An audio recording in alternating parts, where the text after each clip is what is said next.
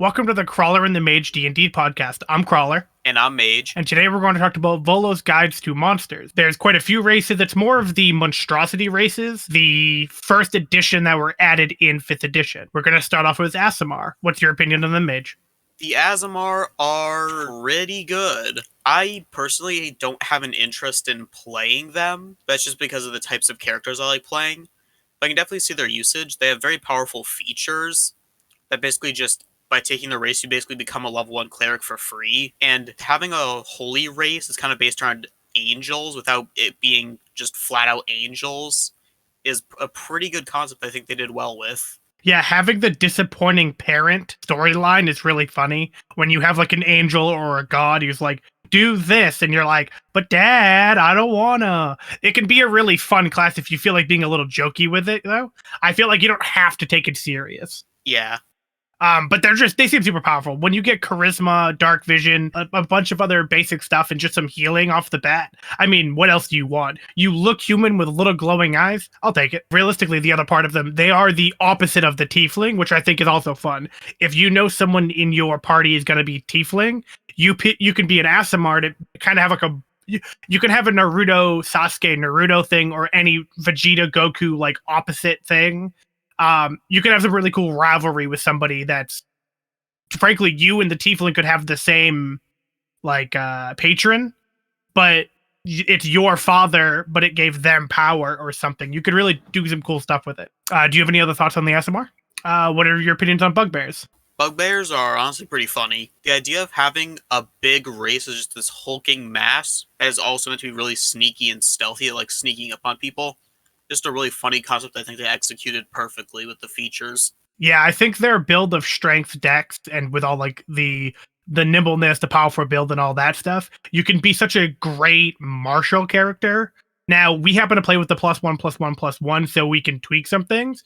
But the fact is, in the book as written, there's a character that's just meant to be a martial badass. That's pretty fun. Also, they're great early villain. Having the bugbear in the woods, having the big guy general, all of that stuff. You can do some pretty cool stuff with a bugbear. I think just flavor-wise, they're pretty rich. Yeah, bugbears are definitely one of the most underrated races, I'd dare to say. I wouldn't say they're the most underrated, but they're definitely high up on that list. They're like a solid A, I'd say.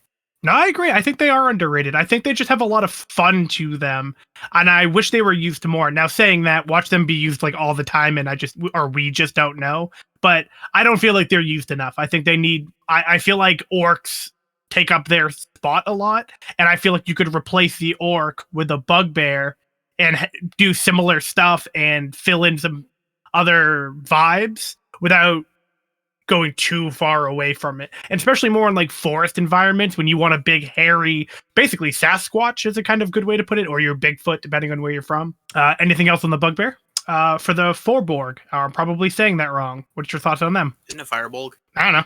Anyways, Firebolg, I know basically nothing about them. I haven't seen them in action much, but from the limited amount of research I did before recording this, I figured out that basically the Firebolgs are orcs, but Fae. True, but they're also like troll offspring. They're player race for trolls. You're your big dumb. They make good druids. They make great things that speak with plants. They make good tree huggers. They're funny. They now you can people can be a little insensitive maybe if you make like a slower character. Wise hippie brutes. Right, wise hippie brutes are fun. I used one for a potion maker in my Western campaign. It was a big Forborg behind the bench. He was sitting there, and they came in to look for some stuff, and I'm just saying he may not have been sober at any point in like the 6 weeks that campaign took place over.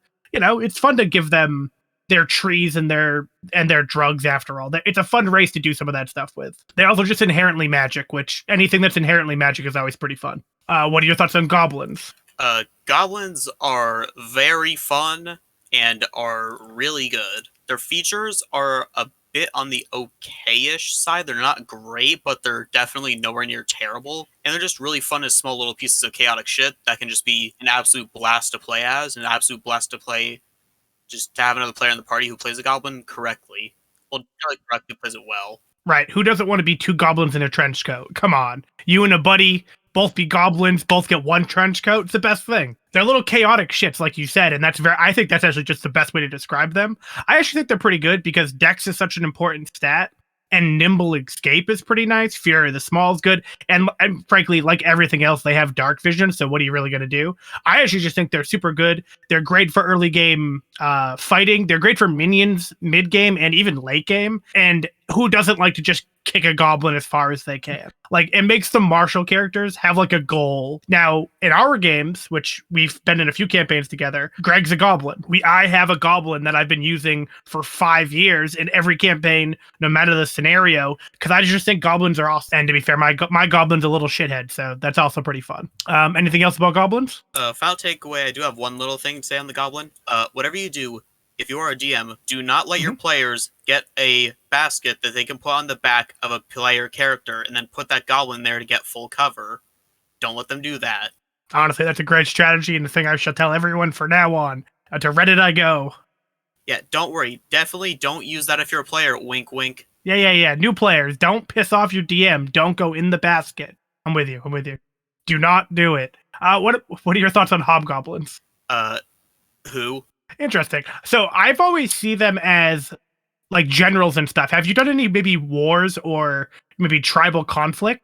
The closest thing to that would be the pirate stream campaign, because we were about to get into that, but then things happened. Hobgoblins typically they're just more intelligent than other orcs, goblins, kobolds, and things of those natures. The monstrosities of the races. They tend to be smarter and they have martial training and some of the other just the nuances that you want for that big stoic guy. If you have an army of 100 people and there's a general on the other side and you just have that red, devilish, pointy-eared hobgoblin with it could be a really frightening scene if described pretty well. So maybe that's why I enjoy them. But yeah, I don't think they're used very often. I think they're an older race, all things considered.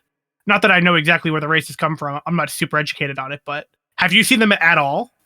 Funny that. I have not seen a single hobgoblin be used anywhere when I've been playing. That's fun. I feel like I'll have to change that. That's good to know. I'll have to use one now and make him your rival somehow. I don't know how. I have zero plan, but I feel like just because I'll have to. Yeah, the way you're describing them makes me seem really interested in them. I've just never seen them used at all. We also do a little bit of like lighthearted campaigns here and there. So me trying to do like this big war bandit, this big war chief, all of that kind of stuff with a hobgoblin, it just hasn't fit super well. So maybe that's why I haven't used them. Actually, I think before I change topics real quick, Rizzo, your homeroom teacher, is a hobgoblin. Fun fact. Yeah, funny story. Before we recorded, I told Crawler there was one race that I had one word to say about, and then the very next race, I had an entire paragraph to talk about. And as you can tell from what I had to say about the Hobgoblin, this is the paragraph. The Kenku are just weird for many of reasons that's not just their lore. Mainly being their features are interesting, but also are a ruling nightmare for quite a few reasons. Mainly being Mimicry, because the first thing is that Mimicry, on paper, seems like a really powerful ability until you read it. And then the more you read it, the more you realize you don't want to play a Kenku. Mainly because you can get the exact same ability as a feat in the form of Actor. The difference is that Actor is infinitely better because it has other side effects that make it more powerful, and it doesn't have the major nerf that Kenkus have, which is that Kenkus have the ability to mimic the speech of any creature that they've heard, but they can only repeat voices that they've heard, and they can only repeat words they've heard through those voices. They cannot speak at all otherwise. An Actor has no such restriction. And not even that, that's just Mimicry. They're a bird race, a raven race, which is really cool, and I really love the theme behind it.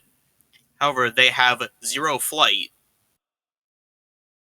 I can go on for more, and I can go on for longer and longer, but I don't want to take up 20 minutes talking about one race, so I'll just pass it over to you. Well, where I mostly agree, which is actually pretty funny, and I don't want to say too much maybe on the Kenku when it comes to players. I've had, let's say I've had 10 campaigns in 5 years or whatever the number may be. Kenku are one of the most played races around. People like the fact that they can't talk. The one thing that's really cool about D&D though, maybe especially how we play, you can say my character does this. We don't always speak in character. To be fair, you're one of the few players I play with who even tries to do voices and stuff. I might give nuance. The character says bro a lot. The character might have a really angry, scruffy voice to it, but I don't go pretty overboard. We're a pretty relaxed group of players when it all comes down to it. What I prefer, or I think what I'm comfortable with our D&D is someone says my character does blank. There are people being a Kenku for a reason. My character shrugs. My character mimics the voice of blank and says blank. There are ways to do it without really being it as a negative and still having fun with it. I've just seen some really cool character concepts with it. Anything else you want to share on the Kenku? Closing statement on the Kenku. They're definitely really interesting if used by someone who knows what they're doing, but otherwise, they're just way too tedious to work with. They're almost impossible for new players to comprehend, and for players that are kind of in the middle, like me, they're just a bit daunting. Oh, but at least one, you're acknowledging your weaknesses, which is really cool, and you're thinking about newer players, which I don't think enough people do. I think everything you're saying makes sense, though. I just think I've seen a few veteran players do okay with it, and that's why I actually forgot it's supposed to be a negative, you know? Oh yeah, for veteran players, they can definitely make an amazing character out of it by being able to turn this downside into an upside. But veteran players can turn almost anything that's a downside into an upside, so be a veteran player. That's what the lesson is for today. Just get 10 years of experience in 4 seconds. Don't worry about it. Exactly. What are your thoughts on kobolds? I fucking love kobolds. Really? Me too, but why do you love kobolds? Because kobolds are basically goblins, but draconic. Wait, I already did this joke. That's true, though, but listen, they're pretty good. They're really fun. They're great for, well, frankly, the Dungeons and Dragons part that says dragons, you want to have dragons, and then it means you're going to have kobolds because they're great minions to squish, on top of the fact that you can overwhelm people with kobolds. I just think they're super fun. Yeah, kobolds just have incredible and awesome lore. Their features are really interesting. The personality traits that are kind of built in by the lore are pretty fun to work with. And just, they fill the same niche as the goblin. And not that the goblin's bad, but just I feel like the kobold just has a lot more in comparison. But both of them are equally powerful and both have their own niche. I just prefer the kobold so much more because I like everything draconic. It's true, and I mean, look, we talked about this when we talked about the Dragonborn too. What I love about the kobold is they're basically wolves with intelligence scores because they still have your pack tactics.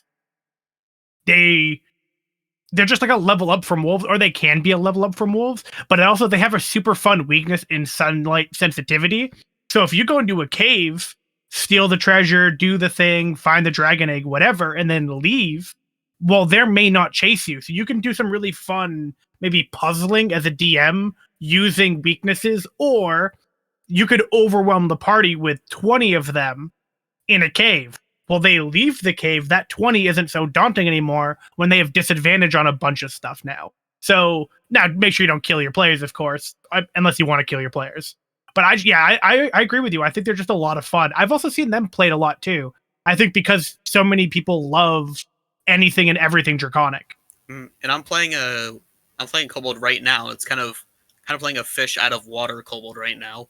That's true. Did you ever think about how your character would react to dragons and stuff? Nope. Good. We'll have to test that out. That's good to figure it out, though. Anything else on kobolds? Draconic races and other monstrous type races are really cool. And please, for the love of God, Wizards of the Coast, please buff the Dragonborn, please. Oh, they're trying. You're right. What are your thoughts on lizard folk? Lizard folk. Okay, so I got a lot to say on this one, but this time it's actually good. And that's because the lizard folk are basically, in my opinion, the Dragonborn, but Chad. True. They're good. They're actually really good. I love the lizard folk. Yeah, to me, the lizard folk basically do everything that the Dragonborn is trying to do, but perfectly right. Yeah, if the lizard folk had the breath weapon, even the shitty breath weapon, but with all of the other stuff that they have, I feel like they would just be what the Dragonborn should be. Now, I still think the main problem with the Dragonborn is the fact that their breath weapon is not great for a character that's kind of based around it. So what are you gonna do? But the fact that lizard folk can go underwater, they have their jaws, the natural armor. It's such a good, fun thing to have. Actually, my first character, I believe, was a lizard folk. Anything that has like scales, claws, and a tail, I'm a huge fan of. And I think before I even played D&D, I realized that the Dragonborn was bad in 5th edition, and I just immediately played a lizard folk. They're also just, you can kind of min-max the shit out of them too. Yeah, just the lizard folk is just great. It's got great lore, and they actually have a really interesting lore because they basically, the way that they are is basically they're kind of anti-social-ish. Like they're actually like they're like the weird mix of like introvert extrovert just naturally through their lore, which is great because they have a bunch of weird personality traits and role play abilities, and just they're really great. Their features are really powerful. They fit perfectly just with the canon of the character. And just all in all, they're just a hell of a lot of fun. And once again, I will crest, please, Wizards of the Coast, buff the Dragonborn. That's true. They have a year pretty much from now is when we're getting 6th edition or D&D 1, so we'll have to wait and see. For as a DM too, they're really great for almost any environment that has at least a little bit of water, which frankly most things have water, but even desert stuff, having the lizard who's looking for water can be super fun. Being one inside like the Arctic can be really cool when you do the whole fish out of water scenario. So I just find them as being one of the funnest races to be. That's if a player, because most players want to be human, but if they ever want to try a monstrosity for a race or monstrous race, I think the lizard folk is a hell of a place to start. Anything else in the lizard folk? You've got the Dragonborn and then the cooler Dragonborn. That's true. It's true. What are your thoughts on the orcs? Orcs. See previous podcast for my opinion on the half-orc, and you got basically the same thing. Yeah, it's true, but I'm just glad. I kind of still think it's weird that they had the half races as a whole as a default pick. I feel like it should have been a rule added for reasons, but they went another approach. I guess it is what it is. But yeah, the orcs are just your big, dumb, lovable strength, con, aggressive son of a bitches, and I just think they're super cool. Again, like a lot of races, probably about a third of them make really good villains, and the orcs are one of them. I also, another fun thing in most of my campaigns, there will be a tribe of orcs that say bro a lot, and if you hang around with them enough, I'll actually make you roll like a wisdom save or an intelligence save, depending on the circumstance. Maybe even charisma, constitution. I feel like I've probably mostly done constitution, but if you hang around with them enough, I might make you roll the con save, and if you fail, your character, whatever you think you're saying, you'll say, but the word bro is added at the end. So you say, hey, we should go and fight the dragon, bro. And it's just like a fun little almost curse. It's just like a bad habit you pick up from like your angry friend or something like that. It's been something fun to do to people, and then give them disadvantage maybe for like a day or an hour. You don't have to do it for long, but you give them like a disadvantage when it comes to like talking to NPCs because all of a sudden they just seem like really out of place. So I love orcs myself. Any other thoughts on orcs? You basically said everything that I had. They're big dumb brutes, and they're very good at being big dumb brutes. That's fair enough. What are your thoughts on tabaxis? Tabaxis are pretty solid. They're a very good addition to the list of races. They got good features, simple lore that's not overcomplicated, and just all around, they're pretty good. I have nothing really negative to say. I think they're one of the noob-friendly races, too. When you tell someone, hey, we're going to play D&D. Hey, you can be any race. Hey, you can be a cat person. You can be a lizard person. Like, a lot of nerds are going to be like, cat person, hell yeah. I can climb, I have claws, dark vision, fast. Like, You just describe the tabaxi to someone and they go, yeah, that makes sense. You can also reflavor them as monkey people, which is another really good thing because weirdly, there's not like a popular monkey race. Still kind of surprised by that. Anything else on tabaxis? Closing statement on the tabaxi. People definitely play them because they're noob friendly, and because cat person makes a lot of sense. People pick them for the first time. Just all around, they're very good. What are your thoughts on tridents? The Tritons seem pretty good. I just don't have much to say about them because they're not really my thing, similar to the Azamar. Their abilities seem They're water elves. exactly, yeah. They're basically your standard like aquatic race, and they were the first aquatic-based race, I guess, unless you count the lizard folk. But it's kind of a tie between them. But I'd say this is more focused on the water part.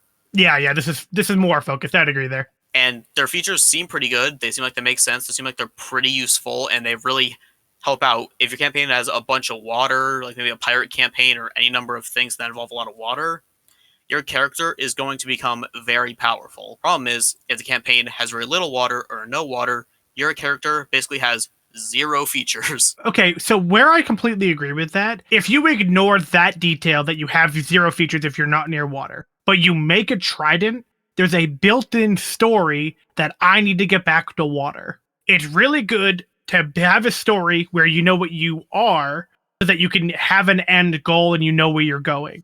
Like, you're a prisoner, you ended up in jail for blah, blah, blah.